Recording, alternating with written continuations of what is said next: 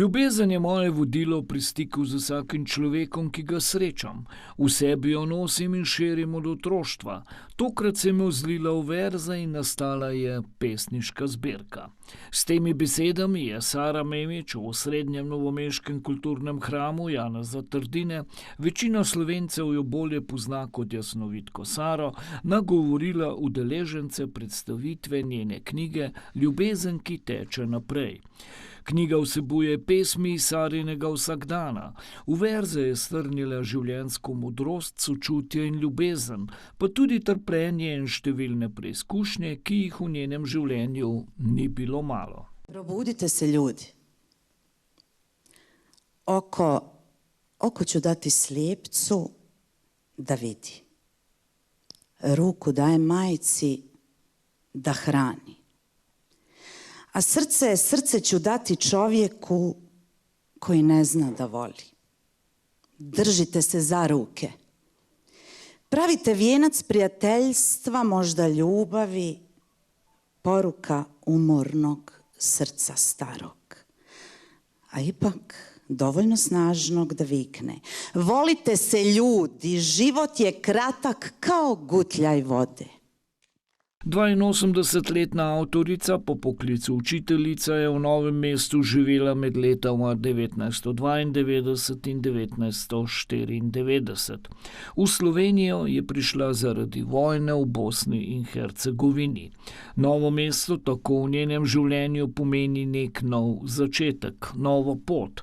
Tokratna zbirka pesmi je Sarina druga in komu so pesmi pravzaprav namenjene. Uvijek sam željela pomagati, a najviše sam htjela djeci. Ne zato što ih nisam imala, zato što sam znala da su oni najčistiji na ovom svijetu. Kad čovjek odraste, poprima životna iskustva i pokvarenost, i pohlepu, zavidnost. A moja duša to ništa nije od toga. I zato jedinstveno volim samo djecu, zato što su čista kao majčino mlijeko. Sara je poseben človek, ki živi v drugih dimenzijah, ampak največji humanitarac in človek z velikim srcem, veliko ljubeznijo in prav naslov njene knjige Ljubezen, ki teče, odgovarja tej knjigi. Skrbi za vsakega človeka, tudi če to ne pokaže. In danes sem tukaj zato, ker je humanitarni del za otroke pediatrične klinike, glede na to, da sem jaz pediatar, sem zelo ponosna na njo, na velikega človeka, ki skrbi za humanitarne zadeve. Ves izkupiček od prodaje pesniške zbirke bo namreč avtorica namenila nevladni organizaciji Junaki tretjega nadstropja. Ta združuje starše obolelih otrok za rakom, ki so se ali se še zdravijo na hemato-onkološkem oddelku pediatrične klinike v Ljubljani. Dogodka v Novem mestu so se udeležili številni Sarini prijatelji. Mnogi so prišli tudi iz njene rodne Banja Luke.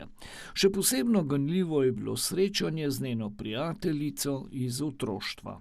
Mi smo zajedno rasle. Mi znamo i naše ljubavi, i naše suze, i naše radosti, i naše tužne dane.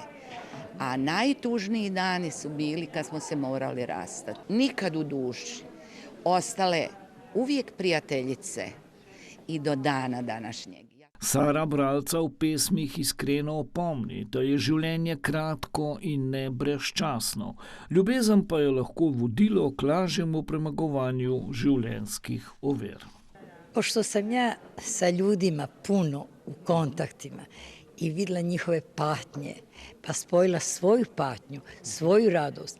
Tako sam kombinovala u jednu cijelinu i svaki od koji budu kupili knjigu i uzeli knjigu, posvetila sam posebno svako nešto da dirne u srce.